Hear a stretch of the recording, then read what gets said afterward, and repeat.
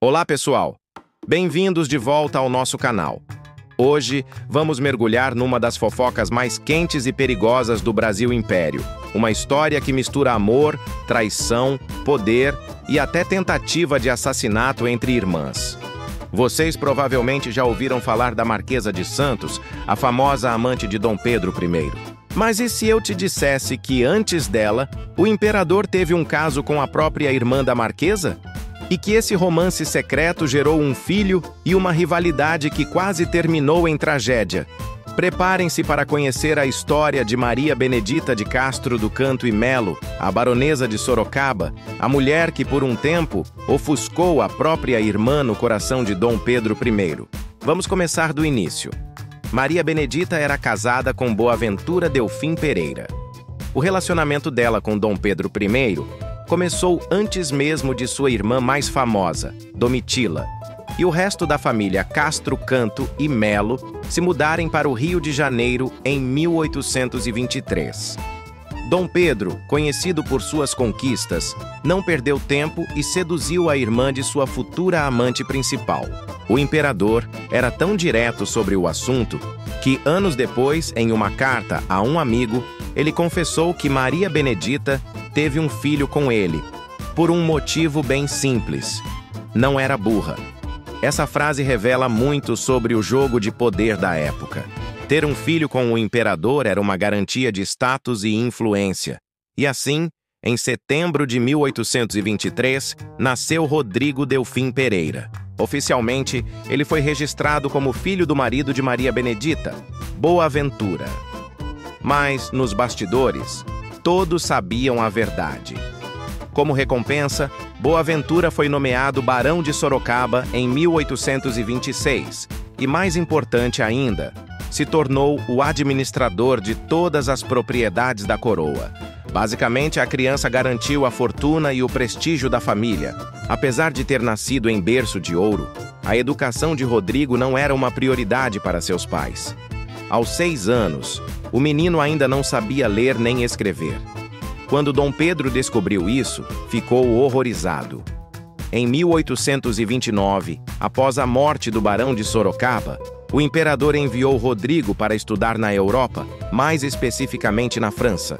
O plano era que ele aprendesse português corretamente e se preparasse para uma carreira militar ou política. Dom Pedro nunca negou sua paternidade. Em seu testamento, Rodrigo Delfim Pereira foi oficialmente reconhecido e recebeu uma parte da herança, ao lado de outros filhos naturais famosos do imperador, como a Duquesa de Goiás. Isso mostra o quanto, apesar de tudo, o menino era importante para ele. Agora, imaginem o cenário. 2 irmãs, ambas amantes do mesmo homem, o homem mais poderoso do Brasil. A rivalidade entre Maria Benedita e Domitila, a Marquesa de Santos, era inevitável e explosiva. Dom Pedro se viu no meio de um fogo cruzado, constantemente tendo que se defender do ciúme de Domitila. Em suas cartas, ele jurava que não tinha visitado a casa nem do grande nem do pequeno Boaventura, tentando acalmar sua amante principal. Mas a verdade é que o imperador frequentava, e muito, a casa dos barões de Sorocaba. A propriedade era um refúgio para ele. Chegou a um ponto em que o próprio barão, o marido traído, mandou construir um anexo na propriedade só para o conforto do monarca durante suas visitas. Uma situação no mínimo constrangedora, não acham? A tensão atingiu seu ponto máximo em agosto de 1827.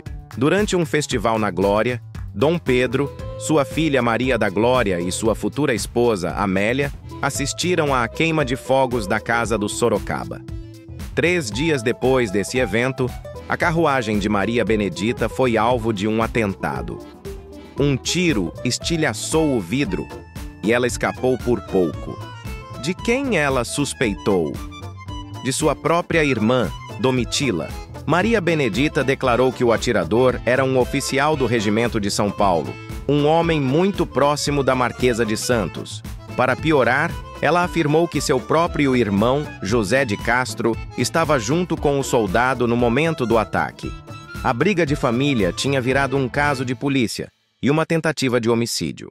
Especula-se que o estopim para esse atentado tenha sido a descoberta, por parte de Domitila, de que Rodrigo era, de fato, filho de Dom Pedro com sua irmã. Essa revelação, em junho de 1827, coincidiu com um período de esfriamento na relação entre a marquesa e o imperador. O ciúme e a raiva podem ter levado Domitila a tomar medidas drásticas. Curiosamente, o próprio Dom Pedro parece ter se sentido enganado nessa história toda. Ele passou a se referir a Boaventura, o barão, com um apelido bem debochado, Barão de Socarrabo, insinuando que tinha sido ludibriado pelo marido de sua amante. O tempo passou, e o reinado de Dom Pedro I no Brasil estava chegando ao fim.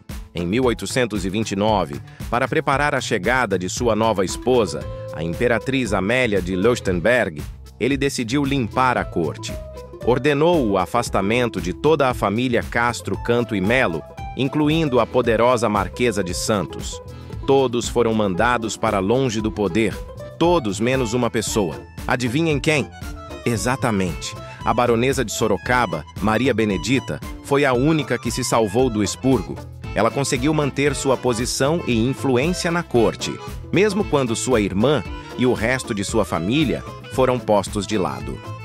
A história da baronesa de Sorocaba é um fascinante capítulo sobre as dinâmicas de poder, amor e rivalidade no Brasil imperial.